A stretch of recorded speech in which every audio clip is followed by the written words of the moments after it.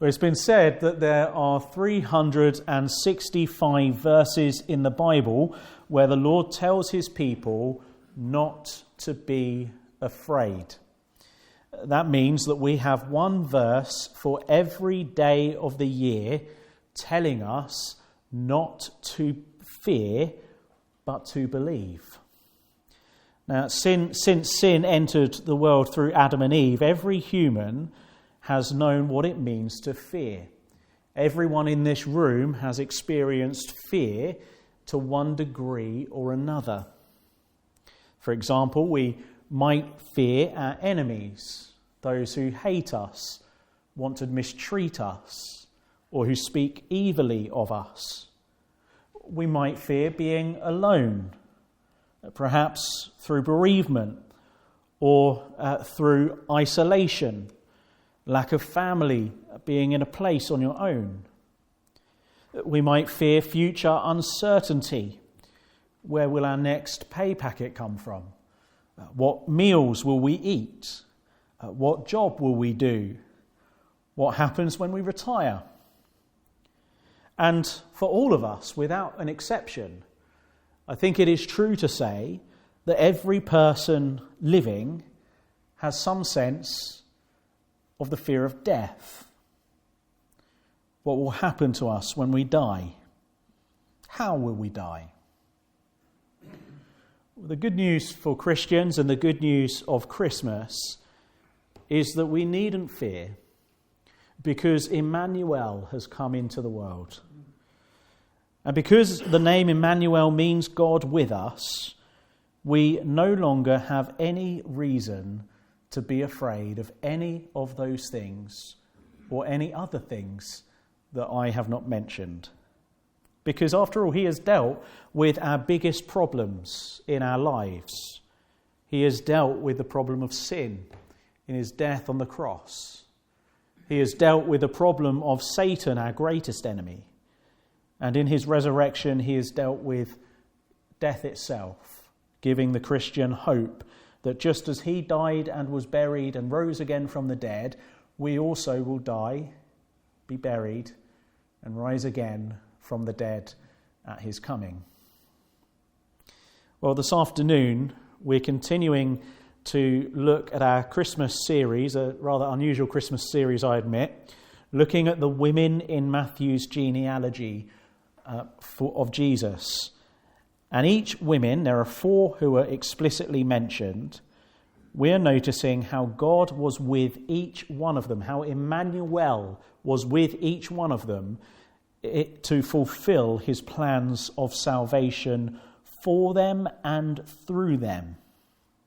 In this message this afternoon, we are going to see how God was with a fearful Canaanite named Rahab. And so there are 2 things, just as there were 2 things this morning, there's 2 things this afternoon that I want you to notice from this chapter. Firstly, let's think about the fear of Rahab. The fear of Rahab. We need to get some context to Joshua chapter 2. This is one of the problems when we're not doing a series systematically through a book of the Bible. We lose our place, we don't know what's gone before, and we may have forgotten what comes after. So let me tell you what has gone before. Many decades before Joshua chapter 2, the Lord had rescued his people out of Egypt, had led them through the wilderness, and as they stood on the edge of Canaan, he promised to give them the land entirely to live in. And Moses, at that time, the leader of Israel, delegated 12 men to go into the land secretly to find out what the land was like, to prepare for them entering into Canaan. And their mission was very successful. None of them were noticed by the inhabitants of Canaan. They had no difficulty, no issue coming in and out of the land. And what they found was incredibly pleasing. After all, they discovered it was a land that produced much fruit and vegetation. They described it as a land flowing with milk and honey, just as God had said it would be.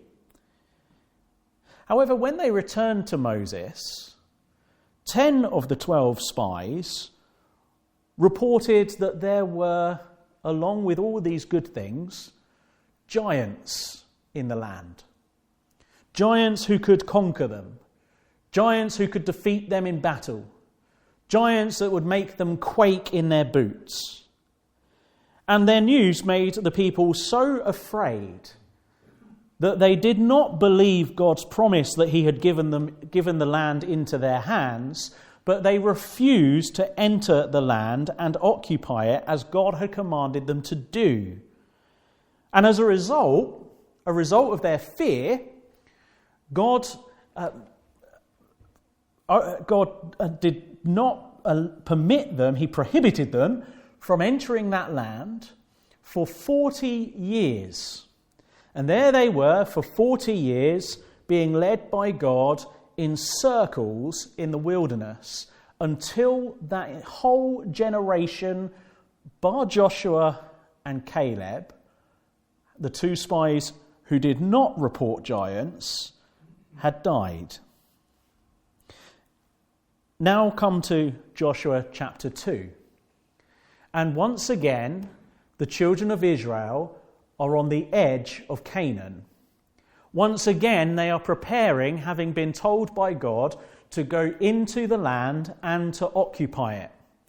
Moses has died, and Joshua is their leader. And this time, Joshua will not send 12 men into the land to spy, but 2. And their journey goes slightly differently. So let's see how the story unfolds, noticing 3 things. Firstly, let's notice the spies in verse 1. And Joshua, the son of Nun, sent 2 men secretly from Shittim as spies, saying, "Go, view the land, especially Jericho."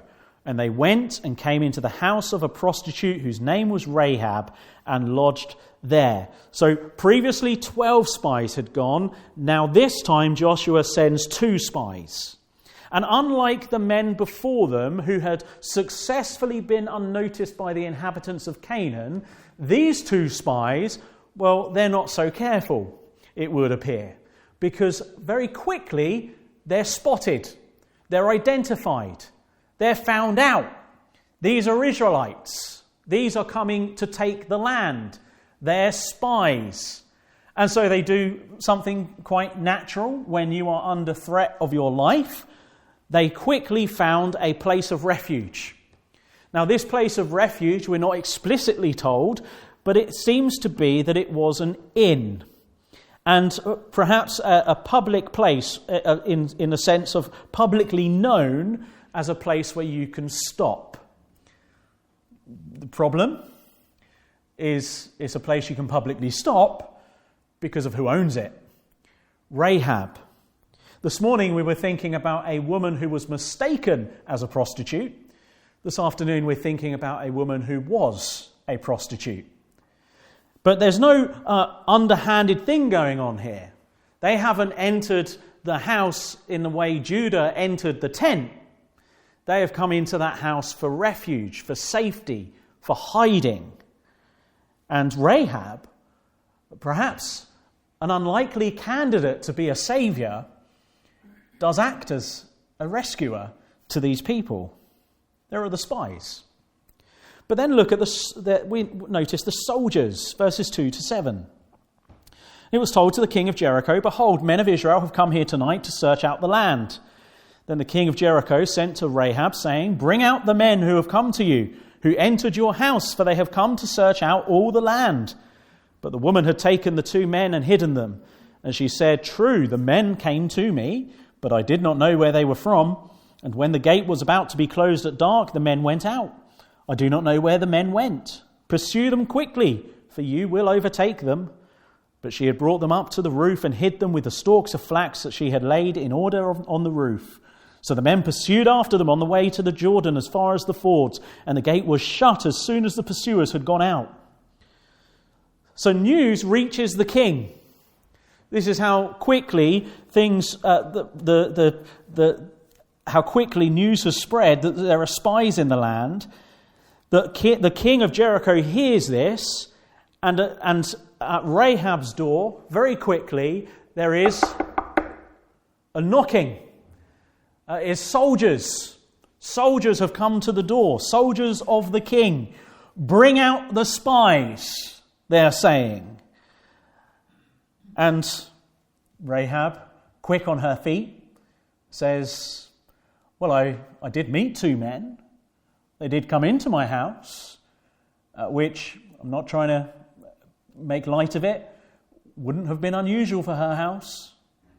And yet she says to them, I didn't know where they're from, and I don't know where they've gone. If you act quickly, if you move fast, if you leave now, before the gates of the city close, you'll be able to overtake them. You'll capture them. Problem resolved. And so the soldiers, listening to Rahab, run and after these men who are still in her home. And then notice the stories. There are the spies. She wasn't afraid of the spies. There are the soldiers. She doesn't seem afraid of the soldiers. But then there are the stories. The stories. 8 to 14.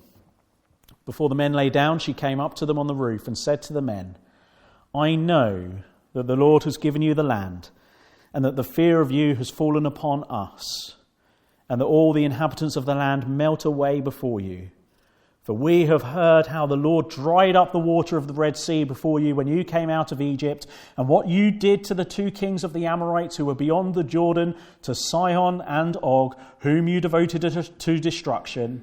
And as soon as we heard it, our hearts melted, and there was no spirit left in any man because of you. For the Lord your God, He is God in the heavens above and on the earth beneath. Now then, please swear to me by the Lord that as I have dealt kindly with you, you also will deal kindly with my father's house, and give me a sure sign that you will save alive my father and mother, my brothers and sisters, and all who belong to them, and deliver our lives from death. And so soldiers have gone. Where are the men? They're in the roof. And they're making themselves comfortable for the night. But Rahab goes to the roof to explain to them why she has in fact saved them and not handed them over to the soldiers, being loyal to the city she lives in, Jericho. And she recalls to them, she tells them, there are stories that have come to us about you. We have heard that you have a God who is not a local deity, as many of the pagan people in Canaan would have believed in, a God who is a God of the sky, or a God who is the God of the land. But we have heard that you worship the one true living God, who is indeed the maker of heaven and earth, who is the God of the heavens and who is the God of the earth, wherever you are. And He determines where we live. That's everything she's saying in that one small sentence. And she says that we have heard what He has done for you. You see, I'm not afraid of you. I'm not afraid of your armies, though I've heard they've done great things. I am afraid of the God who has been the one who has actually fought for you. We have heard about how when you were rescued out of Egypt from under the power of Pharaoh, God brought you through the Red Sea. How He parted the waves. How they walked on dry land. You've been paddling lately? And you put your feet at the bottom of the stream, on the riverbed? Or the stream bed? And what does it do? It immediately squelches and it kicks up the dirt, doesn't it? The mud. You can tell I'm no scientist. And there it's all kicked up because it's not dry. And there is the miracle that as though water had never been on that ground, they are able to walk through, the men and the women and the children and their animals and their possessions through the Red Sea. God has done that, says Rahab. We've heard about that. And we've heard how you fought battles with kings and how you laid to ground cities, great cities. And we heard how God did that for you. How the Lord was with you in that. And Rahab says the response to hearing these stories, we have become afraid. Our fighting men are terrified that you're coming. Our hearts are not ready for battle, but we have melted in fear. Not because of you, but because of your God. What was Rahab's fear? It wasn't the fear of man. It was the fear of the Lord. And it was the fear of death. Because she realized to be an enemy of this God had severe consequences. To be against the Lord of heaven and earth, with his armies coming towards you, there is no defense. There is only death. Please, she says, deliver us from death. Deliver me from death. Deliver my father from death. Deliver my brother and my sister from death. Deliver my nephews and nieces from death. Rahab was someone who had come to fear the Lord. And the book of Proverbs says, the fear of the Lord is a fountain of life, that one may turn away from the snares of death. That's Proverbs 14, verse 27, if you're taking notes. A fountain of life. Rahab feared the Lord, and she turned away from the snare of death, remaining an enemy of God, and she fell on his mercy through these two spies. That's why she hid them. That's why she turned the soldiers away. Was she right to lie? Was she right to deceive? I'll leave that for you to decide.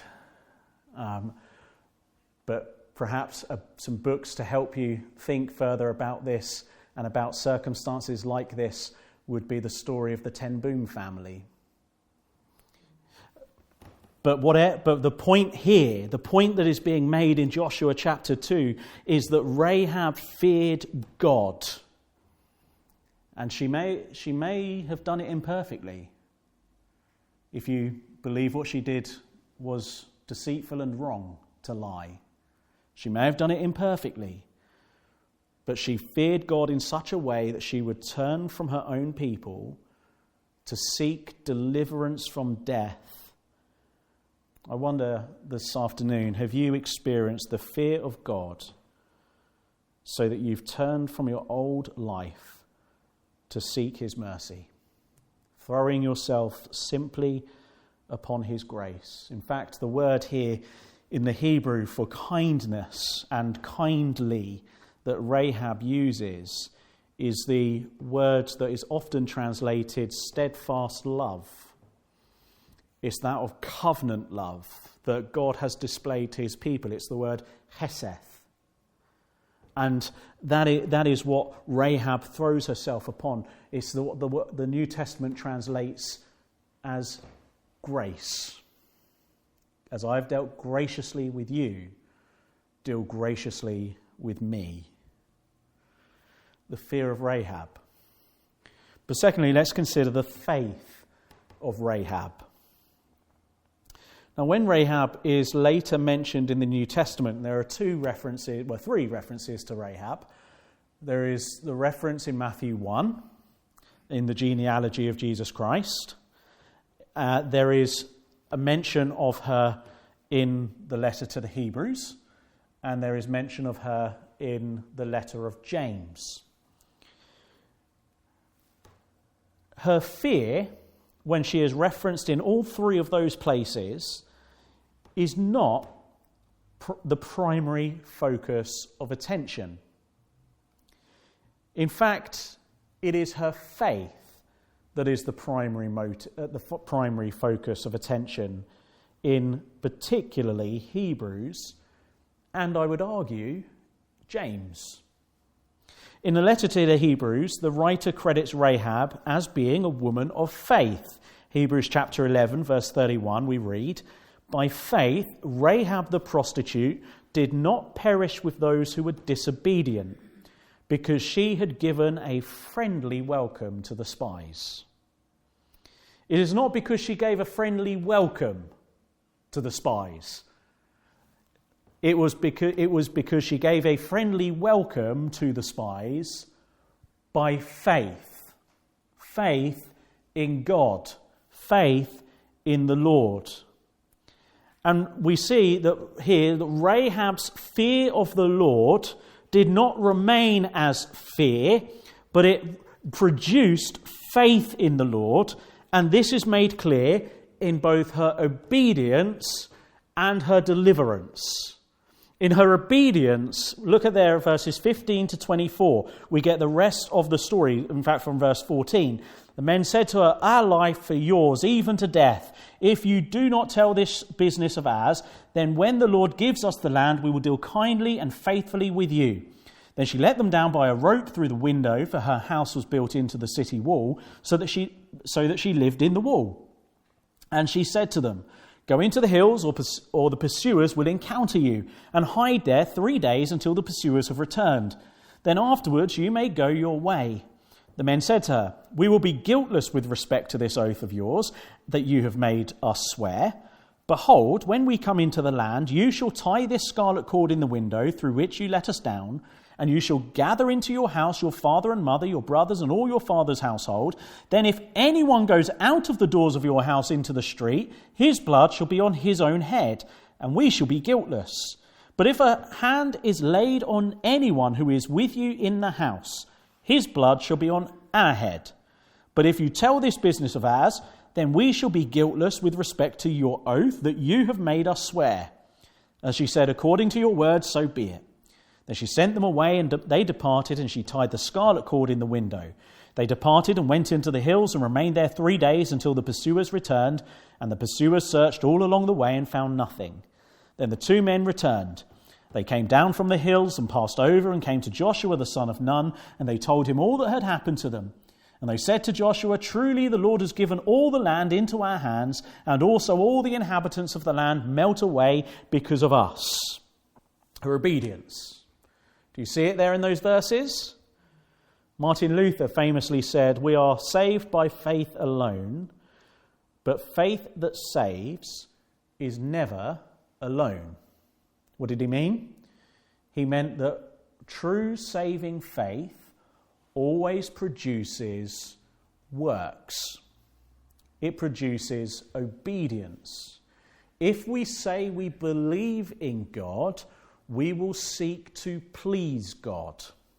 Not because we believe works saves us in any way. It's faith that saves us. But you go to the letter of James, and James is making this point when he mentions Rahab.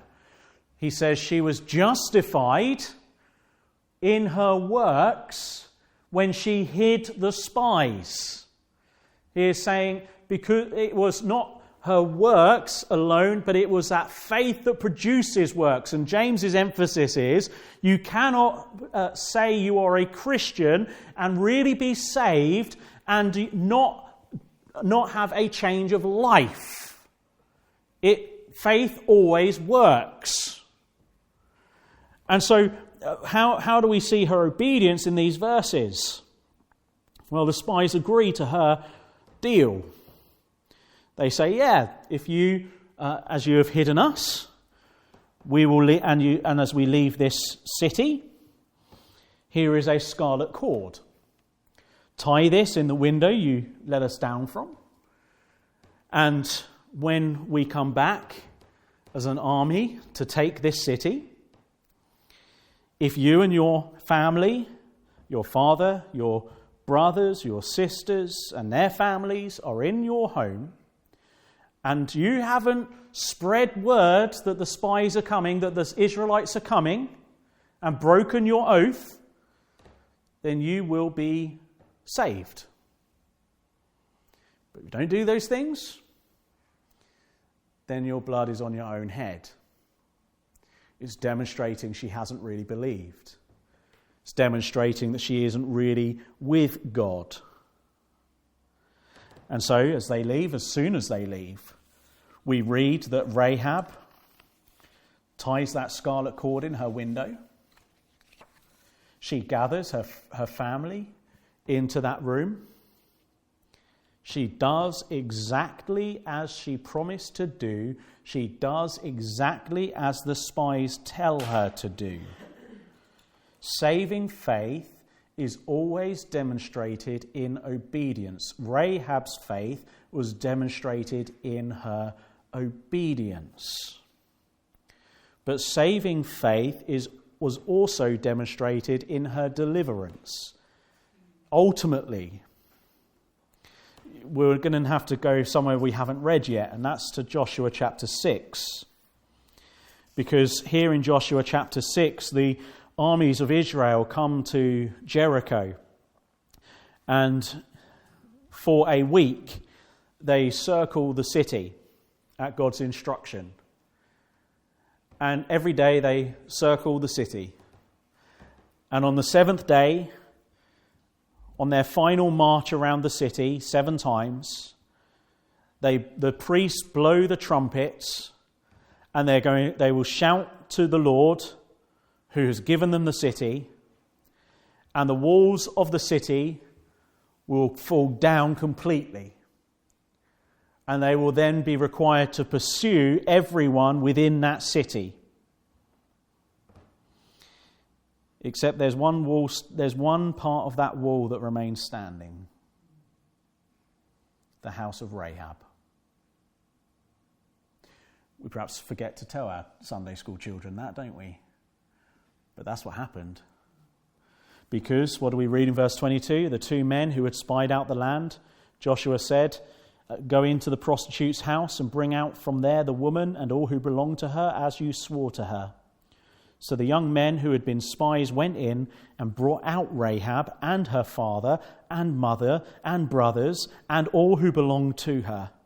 And they brought all her relatives and put them outside the camp of Israel, and they burned the city with fire and everything in it. Only the silver and gold and the vessels of bronze and of iron they put into the treasury of the house of the Lord. But Rahab the prostitute and her father's household and all who belonged to her, Joshua saved alive, and she has lived in Israel. Notice this. She has lived in Israel to this day because she hid the messengers whom Joshua sent to spy out Jericho. The person writing the book of Joshua in the Old Testament at that time knew who Rahab was. He knew where she lived. He says, if you want to know about God's deliverance, then come with me and I will take you to that Canaanite who hid the spies in her home and was delivered by Joshua and the army before they went in and sieged that city, because she is an Israelite with us today. That was a proof that she had been true to her word, that she had truly believed in God. And you see, the truth is, if we have truly believed in the Lord, we believe in the perseverance of the saints, don't we? If we have faith in God and true saving faith, then when on that day, when the greater Joshua comes, and he comes to throw out this old world and bring in his own kingdom, it's then when we have stayed, when we have persevered in the faith, and we are with him on that day, then our faith will truly be shown to be genuine, to be true. And that was the case for Rahab. Her deliverance demonstrated she had had genuine faith in the Lord.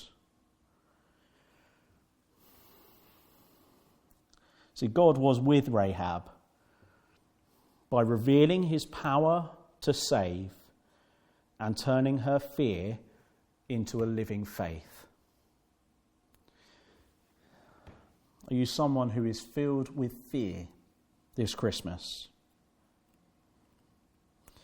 The good news for everyone who is filled with fear, whether it's the fear of death or the fear of God, is that in Emmanuel we see God's power.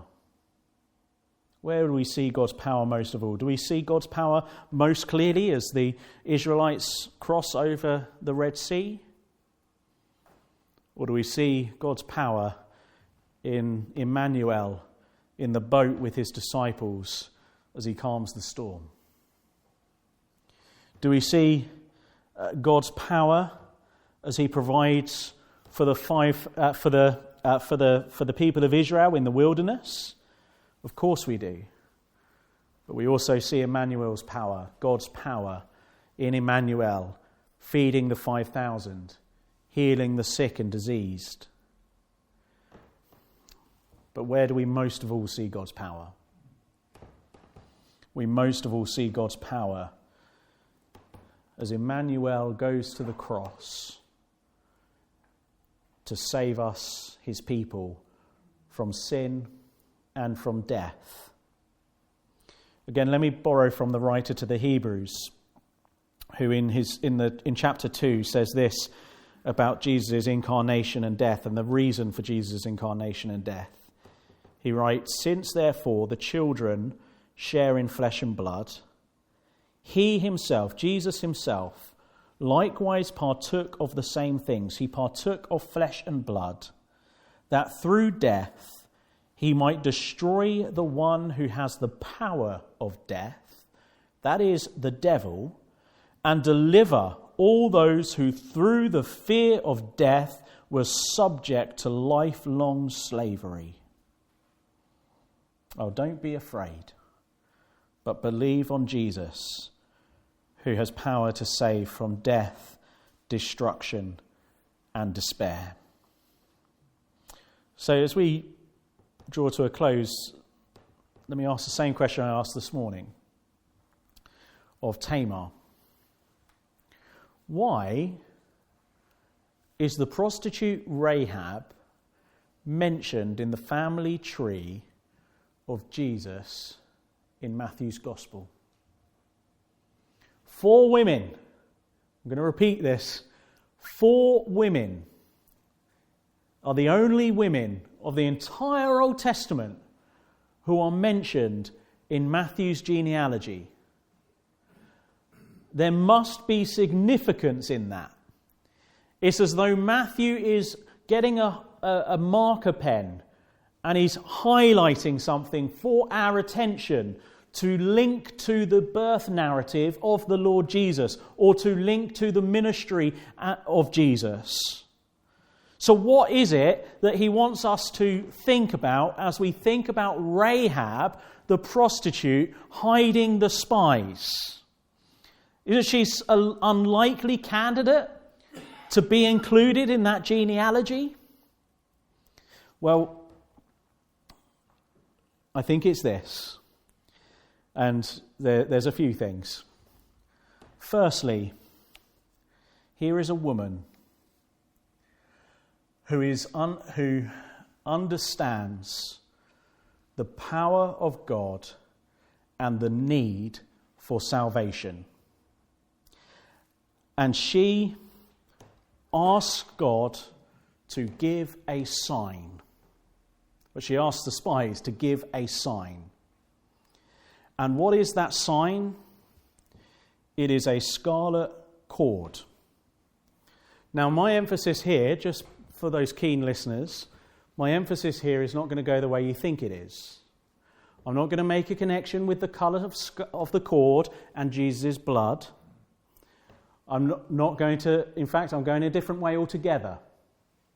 There is a sign she asks for. A sign that she will be truly saved.